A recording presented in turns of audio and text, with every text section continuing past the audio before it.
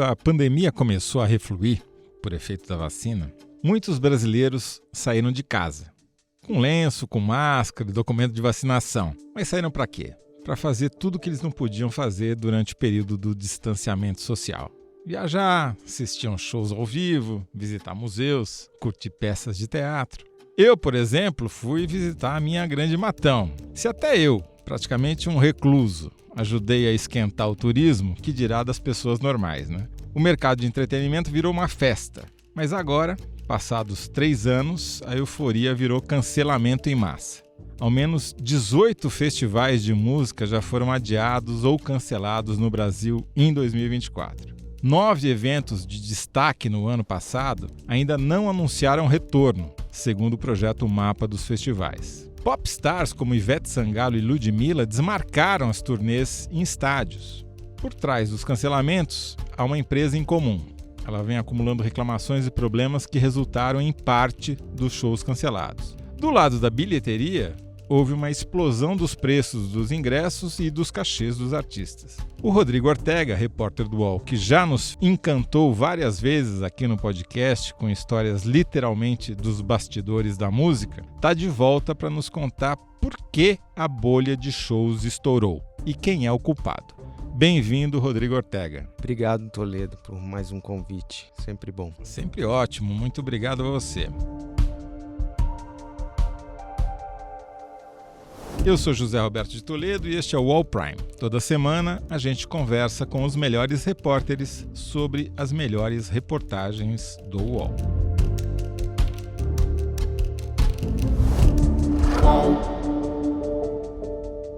Rodrigo, numa das outras conversas que a gente já teve aqui, você nos contou que aprendeu a programar no computador durante a pandemia de tanta coisa que você tinha para fazer, né? Isso. Contém ironia. E depois que acabou, você continuou em casa ou saiu para a rua sem máscara nem documento? Eu entrei pro time do pessoal que saiu pra rua como nunca para ir em shows, mas com uma desculpa verdadeira que eu estava trabalhando. E o mercado da música e o mercado do jornalismo musical estava todo de olho nos festivais. Só em 2023 foram 3 grandes festivais no Autódromo de Interlagos, em São Paulo, que é uma estrutura gigantesca. E eu tive que ir em todos, estava lá, o Autódromo virou minha segunda casa ali. O primeiro festival, que foi no Lollapalooza, em Interlagos, em 2023, estava lotado, era uma explosão, assim. No último, que foi o Festival Primavera, mais no final do ano, estava semi-vazio e já tinha o cheiro ali de que era um exagero fazer tanto festival parecido na cidade. Mas vamos voltar um pouquinho no tempo. Quer dizer, no pós-pandemia teve uma explosão. A gente estava conversando aqui antes de começar a gravar e você estava me contando que já foram mais de 300 festivais. Um número que me deixou... Isso num ano. Em 2023 ainda estava nessa, pelo menos no começo do ano, nessa euforia, né? Os festivais são planejados ainda em 2022. Então teve mais de 300 festivais, mais ou menos, nesse formato pop no Brasil. 300? Quase um por dia. Sim, espalhados pelo Brasil, de tamanhos diferentes. Ou seja, tinha mais de um evento, mais de um festival acontecendo ao mesmo tempo em algum lugar do Brasil. Sim, quem vai a esses festivais sabe, assim, tem festival muito parecido, muitos deles no Sudeste, muitos deles em São Paulo, muito parecido, uma oferta que nunca existiu antes de muitos festivais. E você acha que isso foi efeito do fim do distanciamento social? As pessoas queriam de fato sair de casa e o mercado falou, vamos entuchar festival na turma. E muitos shows também, shows solo dos artistas, estavam marcados ali em 2019 para acontecer em 2020. Então eram shows não aconteceram e foram adiados, lives, né? Mas acabaram sendo adiados, muitos deles, e tinha uma demanda enorme, não só dessa volta, como a demanda anterior. Falava-se em efeito champanhe, que era a pressão das pessoas querendo sair de casa e que quando voltassem os eventos, a champanhe ia estourar, né? Ia ser a grande festa. Mas ficou choca rapidinho, né? A gente o sabe... gás foi embora e que aconteceu, então, de meados de 2023 para cá? Deu uma caída, isso? As pessoas cansaram de ir nos shows? O que aconteceu? Qual que está por trás de tantos cancelamentos de turnês, shows que foram adiados? Do lado do público, se nota claramente um preço alto de ingressos por eventos que são muito parecidos, como a gente estava falando. Então, hoje é normal para um grande festival internacional o preço do ingresso ser mais de R$1.000, por exemplo. E numa turnê de um artista brasileiro, por exemplo, o ingresso ser R$700. Então, o valor aumentou muito. Existe algum estudo, alguma estimativa, algum chute que seja? Quantas pessoas são capazes de pagar R$700 por um show ou R$1.000 por um festival? Então, existem os eventos, né, que testam isso e elas são capazes de pagar no Brasil. Eu conversei com o Dodge Sirena, que é um grande produtor, ex-empresário do Roberto Carlos, produtor veterano de eventos. Ele fala, olha, o Brasil tem mais ou menos ali 20 milhões de pessoas com as quais a gente trabalha. São pessoas da classe A, B, talvez C, mas assim... Sabe o que é a gargalhada, né? A gargalhada, não. Ah.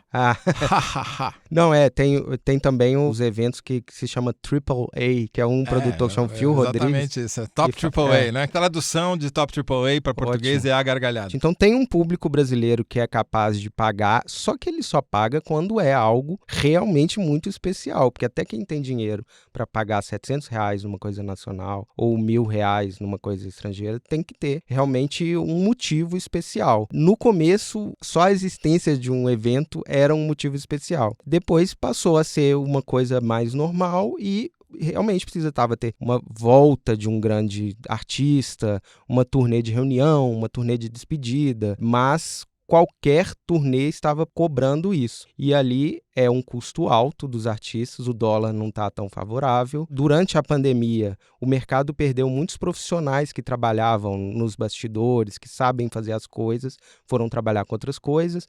Para voltar, a mão de obra ficou mais cara. O transporte, que a gente sabe, todo mundo que viaja de avião sabe que ficou muito mais caro depois da pandemia. Então essas turnês realmente é um preço alto para o produtor de grandes eventos, é um preço alto para o produtor de eventos médios, para trazer gente de fora. Então existiu essa euforia, todo mundo achou que tudo ia dar certo, mas começou-se a ver que não era bem assim. Quer dizer, mesmo que tenha havido motivos para aumentar o preço, né, os insumos ficaram mais caros, como as passagens de avião, menos mão de obra, etc. Será que os artistas também ficaram se achando? Quer dizer, como tinha muita demanda inicial, eles começaram a subir demais o preço do que cobravam pelos seus cachês? Ou foram os promotores dos eventos que exageraram na quantidade de oferta? Na verdade, o promotor é o responsável por estabelecer o preço. É o trabalho do promotor contratar o artista e ver, olha, você pode tocar nesse lugar, com esse custo, cobrar isso, a gente fazer uma turnê que passe por essas cidades, mas o artista sabe o tamanho que tem, né? Tem um caso muito interessante que mostra como o cara que já está no mercado há muito tempo percebe. O Dodge Sirena, que é esse produtor mais velho de guerra ali, ele notou, a partir do meio de 2023, que estava tendo uma explosão de pagamentos de ingressos parcelados. Sempre é alto o número de pessoas que parcela, mas quase todas as pessoas estavam parcelando no maior número de parcelas possíveis e ele notou, estamos exagerando aqui, as pessoas não estão conseguindo pagar, o mercado não vai estar tão bom a partir de agora. E ele notou essa demanda diferente, assim, esses sinais são importantes.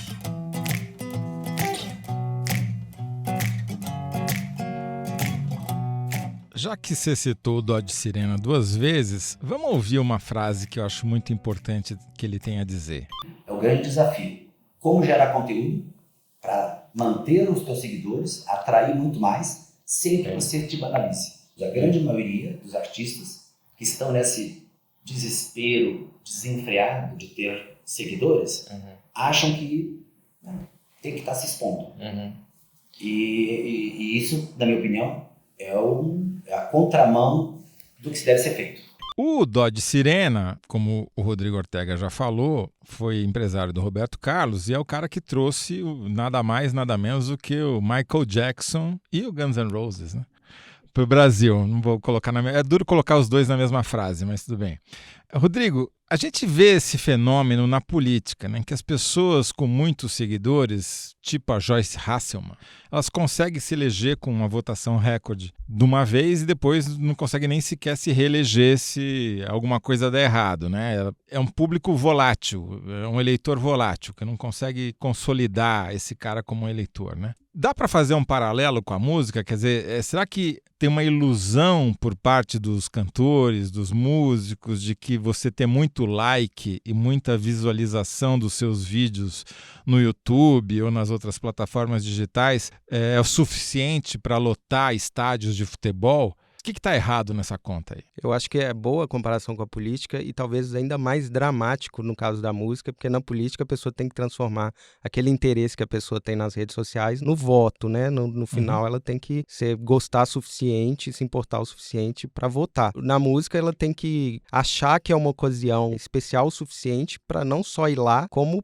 pagar esses preços altos dos quais a gente está falando. A presença nas redes sociais, ela é importante, todo mundo está atrás, você tem que aparecer ali, só que ela torna a imagem da pessoa mais banal, ela está dando para a empresa de redes sociais essa possibilidade de trabalhar com a imagem dela. Então, às vezes, é o contrário, não é que ela não consegue, que a rede social não se traduz. A superexposição dos artistas nas redes sociais atrapalha esse artista a vender o ingresso, porque já vi esse cara precisa tomar café, jantar, almoçar, dormir, escovar o dente, por que eu vou pagar para ele ver ele lá no palco? E os artistas, né, os grandes artistas, quando estão em turnê, os artistas lá de fora, eles param de aparecer nas redes sociais, aparecem muito menos para a imagem deles virar uma coisa especial. Aqui no Brasil é muitas vezes o contrário, a pessoa está em turnê, ela está aparecendo, às vezes TV aberta é uma coisa que banaliza muito a imagem também. Então, existiu, no caso da Ludmilla e da Ivete Sangalo, que cancelaram as turnês delas, uma avaliação de muita gente do mercado que se elas estão o tempo inteiro aparecendo nas redes sociais e na TV aberta, elas vão ter muita dificuldade de vender esses ingressos em estádios, em grandes locais, porque a imagem delas está super exposta. A saudosa Hebe Camargo dizia que quando começava a convidar ela para muito evento, ela falava, eu tô virando arroz de festa, preciso me fazer de difícil. É isso, né? Tem uns artistas que são arroz de festival, que eles estão em todos e começam a ficar desgastado e ninguém liga tanto assim pros shows deles depois de algum tempo.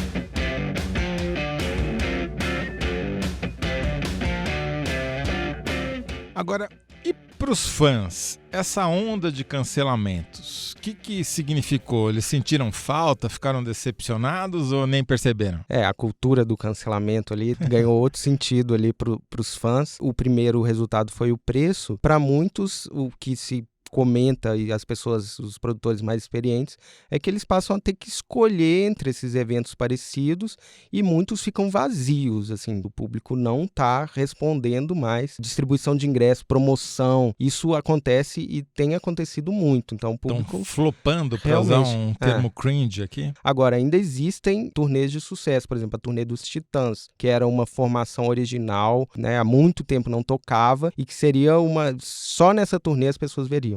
Essa turnê realmente foi um sucesso, muita gente, lotou pelo Brasil inteiro, porque era esse evento especial. Então, o resultado para o público tem ingressos mais caros, não tem uma perspectiva de ter eventos mais baratos, existe uma expectativa até de pagar menos, existe uma pesquisa do Procon em que o público está disposto a pagar mais ou menos R$300 por esses grandes shows. Menos da metade. Isso é irreal, e aí o público está escolhendo e muitos eventos estão sendo adiados, cancelados, estão morrendo, está tendo uma diminuição do mercado do tamanho do que ele é possível. Reconstituindo tudo que você já falou, se eu entendi bem, houve de fato esse efeito champanhe, estourou a rolha, saiu todo mundo comemorando, bebendo champanhe e tal, só que daí acabou a pressão, acabou a demanda, houve um excesso de champanhe no mercado. Ressaca. Agora, além disso, teve um fator adicional que você revela na sua reportagem, que foi a entrada no mercado de um player, né, de uma produtora muito agressiva, 30e que chama? 30e, não é 30e, 30e. 30 Entertainment. Mas 30 30E, Entertainment. né? 30, Me recuso. tá bom. 30E. Vamos lá, vamos de 30E. E é a mesma produtora que era responsável pelas turnês que foram canceladas, tanto da Ivete Sangalo quanto da Ludmilla. Quem está por trás dessa empresa e o que significou a entrada dela no mercado? A empresa representou a grande esperança da euforia ali na saída da pandemia. Ela chegou ao mercado em 2021 com um aporte, um investimento de um fundo de investimento chamado Flow Invest de 400 milhões de reais. Era a época do efeito champanhe. Ela representou essa euforia aí. Esperava-se que iam ganhar muito dinheiro e fazer muitas turnês nessa volta do público da pandemia. Ela era o símbolo disso e a partir do ano passado começou a surgir no mercado, entre as pessoas que acompanham turnês, as pessoas começaram a falar mais sobre o quanto eles estavam pagando, quanto dinheiro desses 400 milhões eles estavam colocando no mercado em turnês que não pareciam ter um retorno do tanto que eles estavam pagando em cachê e em produção. Por exemplo, a turnê do um cantor paulista jovem que realmente tem enchido os lugares onde vai, que é o João. Nesses artistas mais disputados, eles são alvos de leilões. Todas as produtoras grandes querem ter as turnês deles. Quem pagar mais e der mais vantagem ao artista ganha o direito de fazer a turnê. Só para entender um pouquinho mais a 30E. Quer dizer, se eu entendi corretamente, foi lá um fundo de investimento e botou 400 milhões na mão dessa nova empresa recém-criada e falou, ó, você precisa assambarcar o mercado, que é o que eles fazem, né? Nessa área digital. Você tem que ganhar mercado rapidamente e o jeito de ganhar mercado é comprar pagando o preço que for. Exato. E daí eles inflacionaram o mercado, é isso? Exatamente. Você perguntou e eu não respondi, passei direto na pergunta de quem são, né, os donos da 30E. São pessoas que não eram conhecidas no mercado da música. São 3 sócios, um se chama Caio Centinaro Jacob, Gustavo Luiz de Oliveira e o último, que é o que todo mundo comenta, que está realmente à frente nos projetos das turnês, que é o Petrônio Cunha Correia Neto, Pepeu Correia, que é um cara que se tornou muito, todo mundo perguntando como o Pepeu tem tanto dinheiro, como é que ele está colocando tanto dinheiro nessas turnês. Ele veio do mercado financeiro, era membro do conselho de administração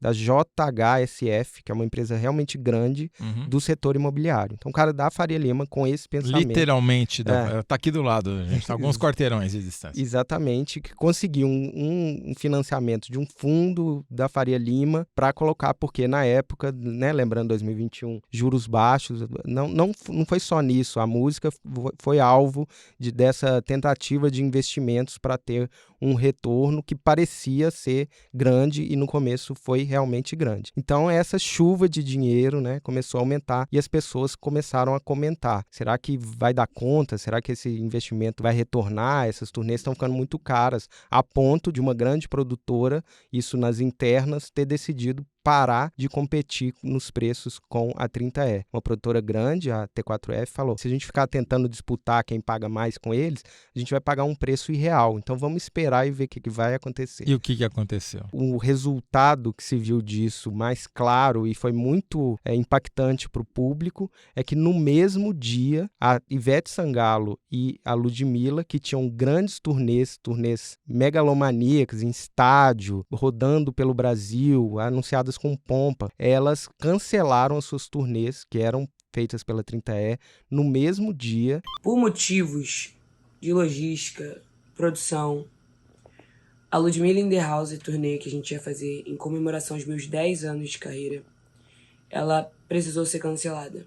Que embora eu esteja muito consternada, eu tomei a decisão de não realizar essa turnê, de cancelar essa turnê. Porque definitivamente do lado de lá existem vocês são meus fãs, vocês estão comigo há 30 anos nessa caminhada. E é uma celebração, e eu preciso tomar essa postura. Explica o que é isso, o que é faltar infraestrutura necessária. Tudo precisa ser muito bem dimensionado, o transporte, a logística, a montagem dos palcos, para que a turnê não dê prejuízo. E, como eu falei no começo, é meio básico o papel do promotor, que é dimensionar, medir qual o tamanho que essa turnê pode ter. Ele bate com o artista fica sabendo, mas eu fui conversar com várias pessoas que fizeram, inclusive teve turnês com boa demanda, turnês que tiveram público da 30E nessa época de euforia, como o do Titãs, por exemplo, foi feito pelo 30E. E há pessoas que observaram essas produções, que nessas turnês grandes, por exemplo, até as que deram certo, como dos Titãs, houve um caos logístico. Os Titãs foram tocar, por exemplo, em Campo Grande, Mato Grosso do Sul, com 8 mil ingressos vendidos, já tudo certo, não conseguiram fazer o show, não chegou o equipamento, não tinha nada para tocar, eles tiveram que cancelar com todos os ingressos vendidos.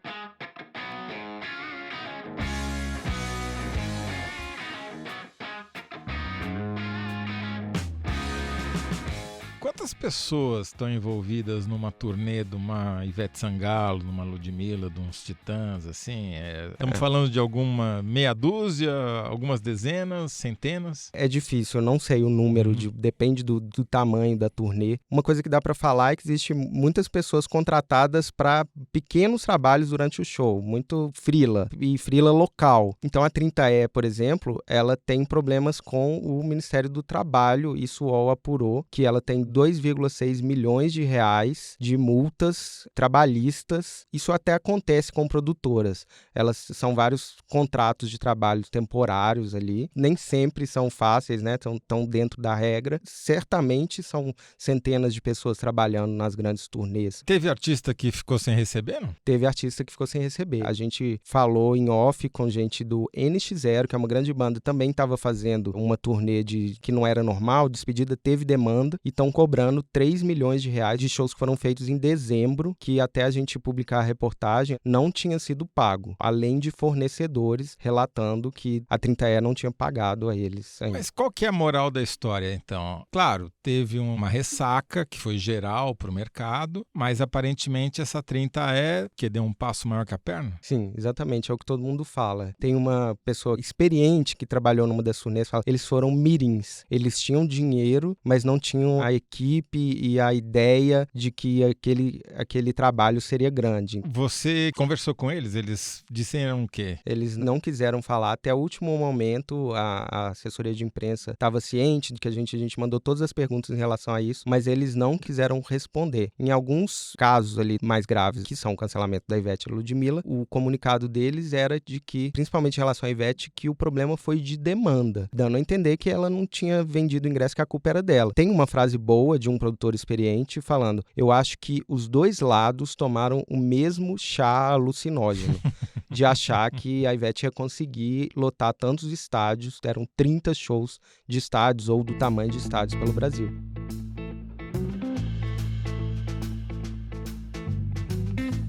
Teve um festival que teve uma tragédia, né? Teve das pessoas do público que morreu eletrocutado, se eu não me engano, encostando num food truck. O que se sabe sobre esse caso? É um caso muito triste, era uma turnê que estava sendo feita pelo Brasil, um festival itinerante de emo, né, de uma música de hardcore melódico. O emo é uma variação mais emotiva, por isso o nome emo, do hardcore, que é um rock mais pesado. Então ele é pesado e emotivo ao mesmo tempo e fez muito sucesso numa variação mais pop no começo dos anos 2000. E aí, durante a pandemia, houve um tipo de revival, uma redescoberta no TikTok do emo. E tem uma coisa de mercado de dinheiro também, que essas pessoas que eram adolescentes no começo dos anos 2000 passaram a ter dinheiro para pagar esses grandes ingressos a partir desse período. Um dos festivais se chamava Wannabe Tour, que era mais ou menos desse estilo punk pop, assim. Um desses festivais rodou pelo Brasil, teve muita divulgação, e num desses shows, no Rio de Janeiro, no Rio Centro, um fã foi encostar num food truck ali, cansado dos shows, foi eletrocutado e morreu. E o organizador era 30E? O organizador era a 30E. Infelizmente, isso aconteceu, por exemplo, no ano passado, no show da Taylor Swift, que o organizador não era a 30E, então não é só com ele. Mas uma coisa diferente que aconteceu nesse caso aí é que a polícia foi investigar e notou que os produtores do evento, antes de chegar a qualquer perícia, desmontaram tudo, ou seja, mexeram no local na cena do crime. Então foram indiciados as pessoas da produtora. Tem outros artistas que já têm contrato, estavam negociando com a 30E? Ainda existe turnê da 30E marcada e com shows anunciados e vendidos. Uma das grandes turnês turnês que tinham sido anunciadas recentemente era do Ney Matogrosso, que faria um grande show de estádio em São Paulo, e outros shows pelo Brasil. Então, o que é provável é de que esses shows sejam reavaliados no Mas tamanho em São Paulo deles. vai acontecer. Vai acontecer e, assim, existe, é um grande artista. Provavelmente, em São Paulo, ele vai acontecer com sucesso. O resto do Brasil não é tão fácil o público. Por exemplo, Slipknot, que é uma banda de heavy metal, vai fazer um festival que é conhecido, já aconteceu nos anos anteriores, em parceria com a 30E. É difícil dar errado, até porque os gringos ficam em cima. Que pessoas nos falaram dos bastidores é que o Gilberto Gil estava negociando uma turnê que ia ser anunciada, não foi anunciada ainda. Então é o que a gente estava falando. Talvez os artistas caem na real de que não é oba-oba, de que o efeito champanhe acabou e de que a gente está numa época difícil aí do mercado. Com relação à empresa, eles continuam, tem essas grandes bilheterias aí, por exemplo, do Slipknot, do Ney Matogrosso esperadas, mas continuam com problemas com fornecedores. Depois de fazer a matéria, a gente encontrou ali processos judiciais de ao menos um fornecedor da turnê do Sepultura tendo que ir à justiça cobrar a 30E por serviços prestados e ainda não pagos.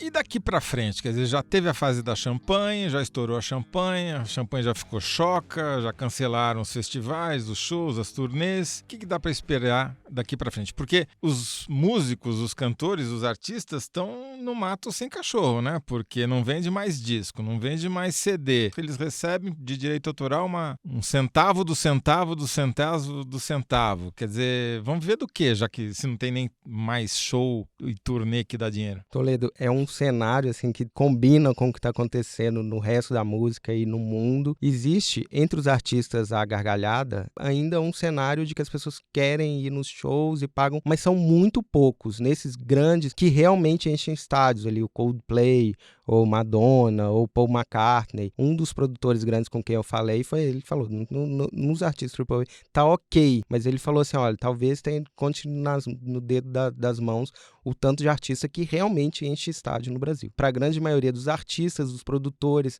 das cenas médias, dos shows em que se descobre, em que os artistas crescem, o cenário é muito difícil. Muitos cancelamentos, como o pessoal do Mapa dos Festivais notou. Os festivais que eram muito iguais não estão se mantendo.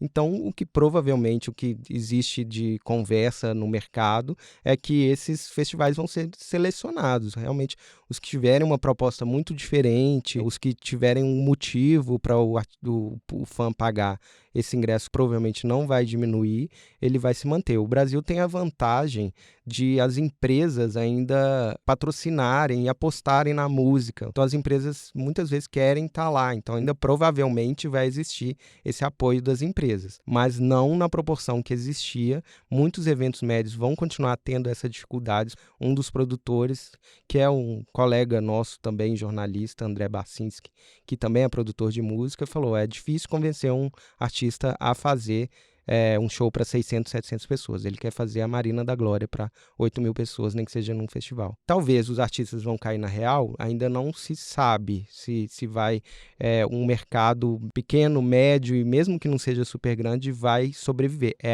O cenário é de muita dificuldade e de que só o que for muito diferente vai prosperar. Menos estádio, mais teatro ou nem isso? Seria viável só o AAA, o ha-ha-ha ficar no grande estádio e a gente ter, por exemplo, São Paulo não tem uma arena viável ali de 20.000 pessoas.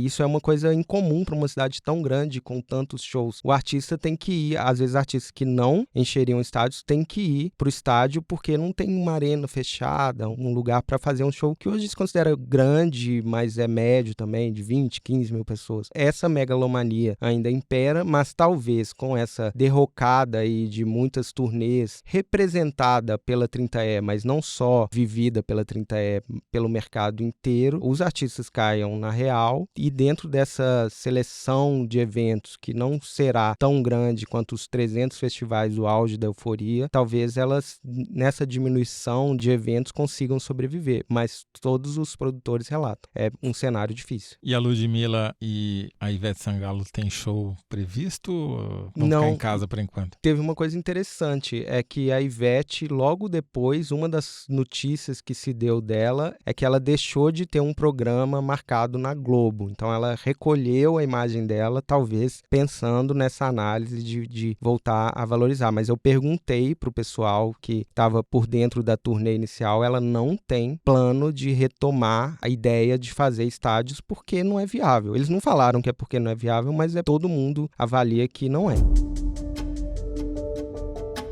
Muito bom, Rodrigo Ortega. Muito obrigado mais uma vez aqui pela sua participação no UOL Prime. E onde é que a gente pode ler a sua reportagem? O texto está lá no uol.com.br/prime. Muito bom, não deixe de ler.